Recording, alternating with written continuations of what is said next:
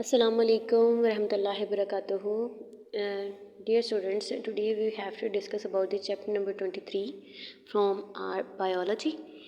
Chapter number 23 जो है उसमें से सबसे पहले जो है जो शॉर्ट क्वेश्चन आता है वो मेनली तौर पे ये आता है कि define the biotechnology, give its advantages and disadvantages. तो इसमें हमें 3 पॉइंट लिखने होते हैं। सबसे पहले हम डिस्कस कर लेते हैं कि व्हाट इज़ द बायोटेक्नोलॉजी। ठीक है, biotechnology is mainly consist of 3 main points, 3 main जो है वर्ड्स होते हैं। बायो का मतलब है life, living organism. Tech word use होता है टेक्निक के लिए, एंड लॉजी का मतलब होता है टू स्टडी। मींस एक ऐसी टेक्निक है जिसमें हम किसी भी लिविंग ऑर्गेनिजम्स को या लाइफ को जो है वो स्टडी कर रहे होते हैं कि किस तरह से हम उसको अपनी इंसानी खिदमत में जो है वैल्यूएबल प्रोडक्ट बनाने के लिए इस्तेमाल कर सकते हैं। अब इसकी डेफिनेशन की तरफ आएँ, the use of living organisms, their systems और processes in manufacturing and service industry, कि हम लोग किसी भी लिविंग ऑर्गेनिज्म को इस्तेमाल करते हैं या उनके सिस्टम को इस्तेमाल करते हैं या उनके प्रोसेसेस को इस्तेमाल करते हैं हम कोई भी इंसानी खिदमत के लिए, कोई भी चीज़ बनाने के लिए, जैसे इंसुलिन हो गया, इसके अलावा ग्रोथ हार्मोन्स हो गए, एंटी थ्रोम्बिन्स हो गए। तो ये हम बनाने के लिए हम बायोटेक्नोलॉजी में लिविंग ऑर्गेनिज्म को इस्तेमाल कर रहे हैं। एडवांटेज का क्या है? The first advantage is to obtain the eugenic M. हमें जो भी वैराइटीज़ चाहिए होती हैं किसी भी प्लांट्स की या ट्रांसजेनिक एनिमल्स की, या हम लोग जो है ज़्यादा से ज़्यादा पैदावार बनाना चाहते हैं, या हम वैल्यूएबल प्रोडक्ट इंसुलिन बनाना चाह रहे हैं, एंटी थ्रोम्बिन्स बनाना चाह रहे हैं, ये सारे के सारे हम लोगों के एम्स हैं। इस एम्स को हम कहाँ से ऑब्टेन कर रहे हैं? हम बायोटेक्नोलॉजी के ज़रिए से हम आसानी के साथ ये सारे के सारे प्रोडक्ट को हासिल कर रहे हैं। सेकेंड है to produce the insulin. Diabetes mellitus जो भी पेशेंट होता है उसके अंदर इंसुलिन की कमी होती है। इंसुलिन को भी हम जो है वो बायोटेक्नोलॉजी के ज़रिए से ट्रांसजेनिक बैक्टीरिया को इस्तेमाल करके बना रहे हैं। थर्ड है to produce the drugs and vaccine. बहुत सारी ड्रग्स आप लोग यूज़ भी करते हो, जैसे टेट्रासाइक्लिन, टेरामाइसिन। ये जो ड्रग्स हैं ये हम लोग ट्रांसजेनिक बैक्टीरियाज़ को के ज़रिए से बना रहे हैं। इसी तरह से वैक्सीन जो है, वैक्सीन भी हम जैसे हेपेटाइटिस बी वैक्सीन जो है वायरसेस की, वो भी जो है ये बनाई जा रही है by the help of transgenic bacterias. उसके बाद आते हैं transgenic bacterias are use to clean up the environment. Transgenic bacterias जो होती हैं उनसे हम इन्वायरमेंट को भी क्लीन करते हैं। As you know, bacterias are known as decomposers, जबकि ट्रांसजेनिक बैक्टीरिया से भी हम लोग इन्वायरमेंट को क्लीन कर रहे हैं। जितने भी इन्वायरमेंट के अंदर जो पोल्यूटेंट मौजूद होते हैं उन सब को एक्सट्रैक्ट किया जाता है by the help of bacterias. Transgenic bacterias increase the fertility of the soil and kill the paste. Transgenic bacteria से हम अगर सॉयल के अंदर हम डाल देते हैं तो उससे उसकी फर्टिलिटी बहुत ज़्यादा इंक्रीज़ हो जाती है। और इसी तरह से अगर हम सॉइल के अंदर डालते हैं तो सॉइल के अंदर जो है वो पेस्ट वगैरह प्लांट्स को अटैक जाके नहीं करते हैं। To alter the genotype, genotype को आल्टर करने के लिए, तब्दील करने के लिए भी हम बायोटेक्नोलॉजी इस्तेमाल कर रहे हैं। इसमें हम कोई भी जो किसी भी ऑर्गेनिज्म के अंदर जो है कोई भी फॉल्टी जीन मौजूद होता है, उस फॉल्टी जीन को हम डिटेक्ट करके उसको सीएन करके मतलब रिमूव करके उसकी जगह पे कोई वैल्यूएबल या नॉर्मल जीन पुट करके हम जो है आल्टर कर सकते हैं किसी भी इंडिविजुअल के जीनोटाइप को। डिसएडवांटेज क्या है? डिसएडवांटेज सेम वही है कि जिस तरह से अगर हम किसी भी टेक्निक को हम अपने फ़ायदे के लिए इस्तेमाल कर सकते हैं, तो किसी भी टेक्निक को हम किसी ड्रॉबैक के लिए मतलब अपने नुकसान के लिए भी जो है वो मतलब यूज़ कर सकते हैं, अपोज भी यूज़ कर सकते हैं। तो some people oppose the manipulation of the gene for some reasons. कुछ जो लोग हैं वो इस टेक्निक को इस्तेमाल करके कुछ जो है वो मतलब मैन्युपुलेशन करवा सकते हैं जीन की। जैसे कि फॉर एग्जांपल अगर हम वैल्यूएबल जीन डाल के वैल्यूएबल प्रोडक्ट बना सकते हैं। इसी तरह से अगर हम कोई मैन्युपुलेटेड या ख़राब या फॉल्टी जीन्स डाल के हम कोई भी डिज़ास्ट्रस डिज़ीज़ भी कॉज कर सकते हैं जो अनकंट्रोलेबल होगी, तो इससे इंसानी खिदमत को फ़ायदा नहीं होगा बल्कि बहुत ज़्यादा नुकसान हो सकता है। सेकेंड जो शॉर्ट क्वेश्चन आ सकता है वो है डिफाइन क्लोनिंग या डिफाइन द काइमेरिक और रिकम्बिनेंट डीएनए। लेकिन मेनली तौर पे ये जो है ये इंपॉर्टेंट लॉन्ग क्वेश्चन है इस चैप्टर में से कि आप डिफाइन करें क्लोनिंग को और स्टेट करें अबाउट द काइमेरिक और रिकम्बिनेंट डीएनए के काइमेरिक और रिकम्बिनेंट डीएनए क्या होता है। हम चलते हैं क्लोनिंग की तरफ। क्लोनिंग आपने चैप्टर नंबर 1 में भी डिटेल में पढ़ा हुआ है। The production of many identical copies of the genes. Identical copies of genes की प्रोडक्शन करवाना, बनाना, बहुत सारी सेम टू सेम कॉपीज़ बनाना क्लोनिंग कहलाता है। इस क्लोनिंग के लिए हम जो टेक्निक इस्तेमाल करते हैं that is known as recombinant DNA technology. ये टेक्निक इस्तेमाल की जाती है जिसमें हम रिकम्बिनेंट डीएनए को बना रहे हैं। Now turning towards the recombinant. री का मतलब है अगेन एंड कम्बिनेंट का मतलब होता है कम्बिनेशन। कि अगेन कंबाइन करके 2 DNA को हम एक नया DNA बनाते हैं, उसको हम कहते हैं recombinant DNA। The DNA which contain the DNA from 2 different sources is called as a recombinant DNA। वो DNA जो हम 2 डिफरेंट सोर्सेज से ऑब्टेन कर रहे होते हैं उसको हम कहते हैं रिकम्बिनेंट DNA। इसके लिए कौन सा मटेरियल रिक्वायर्ड होता है? 4 मटेरियल रिक्वायर्ड होते हैं। सबसे पहली बात, जीन ऑफ इंटरेस्ट, मतलब जिस जीन को हमने इस्तेमाल करके कोई भी प्रोडक्ट बनाना है। फॉर एग्जांपल हमने डायबिटीज़ मेलाइटिस के लिए इंसुलिन बनाना है, तो हम किसी हैप्पी या हेल्दी जो पर्सन होगा उसके अंदर से हम जो है वो इंसुलिन के जीन्स को ऑब्टेन कर लेंगे। Genes that are to be cloned, वो जीन जो हमने क्लोन करनी है उसको हम कहते हैं जीन ऑफ इंटरेस्ट। सेकेंड है मोलेकुलर सीजर्स। मोलिकुलर सीजर्स जो हैं वो सीजर्स होती हैं जिसके ज़रिए से हमने अपना इस जीन ऑफ इंटरेस्ट को काट के ऑब्टेन करना है। मतलब molecular scissor use to cut the gene of interest, gene of interest को कट करने के लिए इस्तेमाल किया जाता है, जिसमें हम एक एंजाइम इस्तेमाल करते हैं, रिस्ट्रिक्शन एंडोन्यूक्लियस एंजाइम्स, उसको डिटेल में अभी स्टडी करते हैं। उसके बाद है मोलिकुलर कैरियर और वेक्टर। मोलिकुलर कैरियर और vector through which the gene of interest is transported, जिसके ज़रिए से हम जीन ऑफ इंटरेस्ट को ट्रांसपोर्ट करवा रहे हैं। जीन ऑफ इंटरेस्ट हमने कोई भी लिया, उसको हमने मोलिकुलर सीजर से काट दिया और इसको उठा के हमने किसी भी वेक्टर के अंदर डाल दिया और इस वेक्टर को अब हमने ट्रांसप्लांट करना है और कहीं पे भी हमने दाखिल करना है। वो क्या चीज़ है? वो है एक्सप्रेशन सिस्टम, जिसके अंदर हमने gene of interest with vector जो है हमने एक्सप्रेस करना है। वो कोई भी इंडिविजुअल भी हो सकता है, कोई भी बैक्टीरिया भी हो सकता है, या ट्रांसजेनिक जो है वो कोई भी ऑर्गेनिज्म हो सकता है। उसके बाद आता है how to get a gene, कि हमने अपना जीन ऑफ इंटरेस्ट किस तरह से लेना है। हम अपना जीन ऑफ इंटरेस्ट 3 तरीके से ले सकते हैं।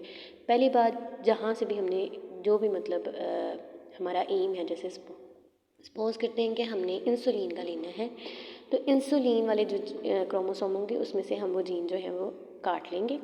सेकंड जो है chemical synthesis of genes, genes की हमने केमिकल सिंथेसिस करवानी है लेबॉर्ट्री के अंदर।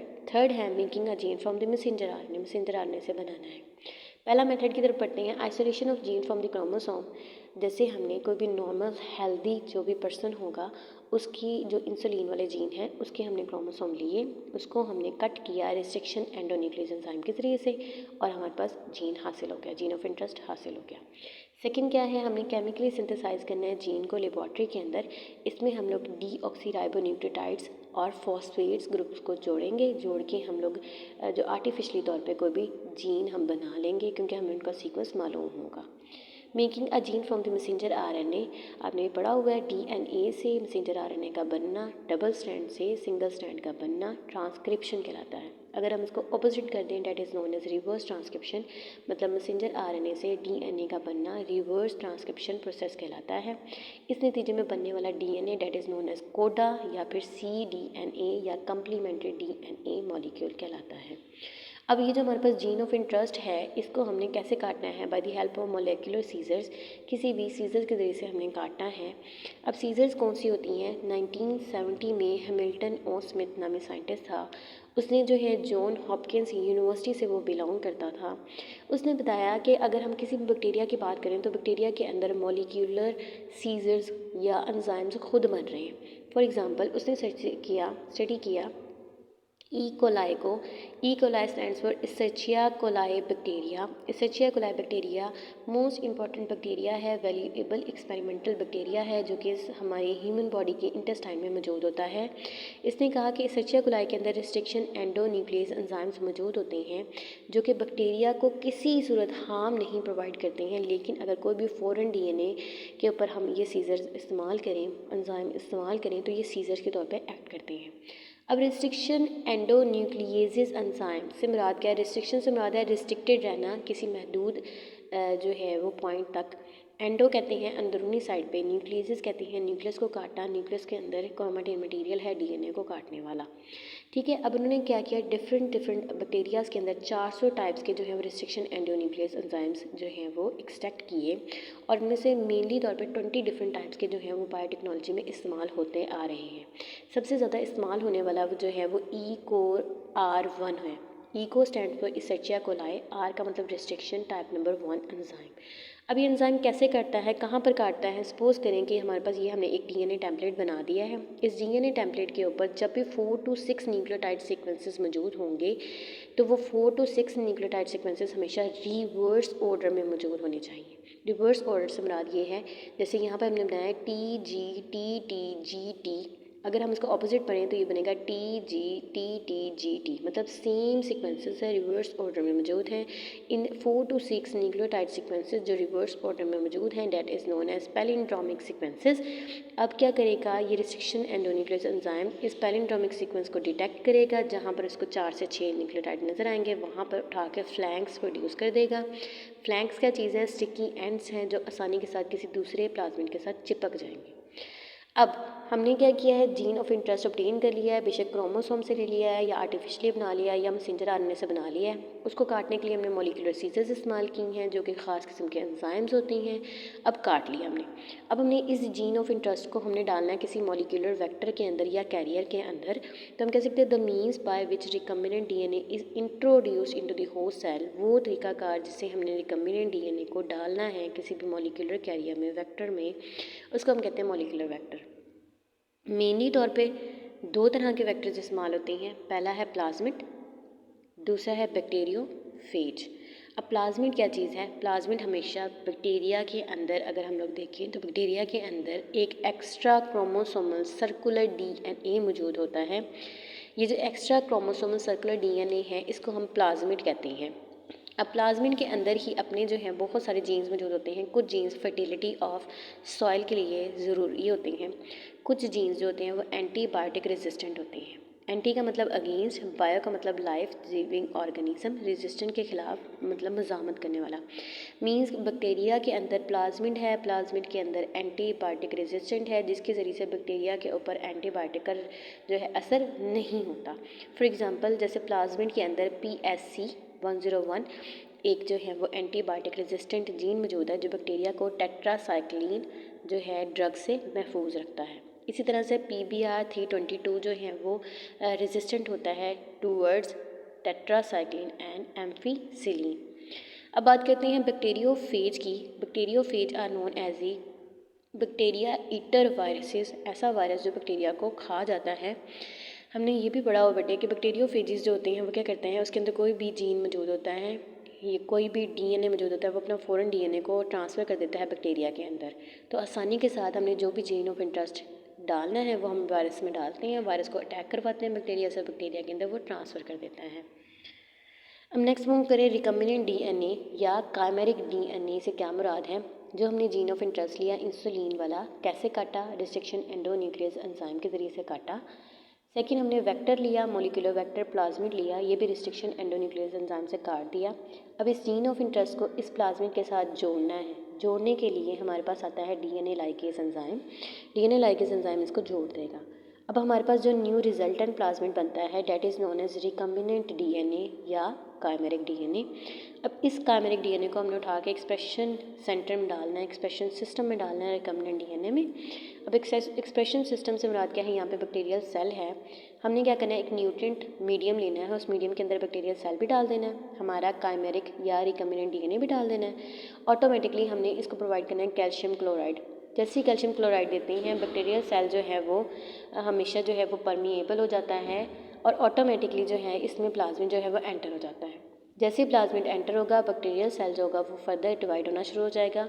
20 मिनट के अंदर बैक्टीरिया जो है, एक बैक्टीरिया डिवाइड होगा 2 बैक्टीरियाज में, 2 कन्वर्ट होंगे 4 में, 4 कन्वर्ट होंगे 8 में। इस तरह से हर एक बैक्टीरिया के क्लोन के अंदर जो है वो प्लाज्मिड चला जाएगा और हर क्लोन के प्लाज्मिड में जीन मौजूद होगा इंसुलिन वाला, तो हर बैक्टीरिया इंसुलिन बनाना शुरू कर देगा और हम इंसुलिन ऑब्टेन कर देंगे।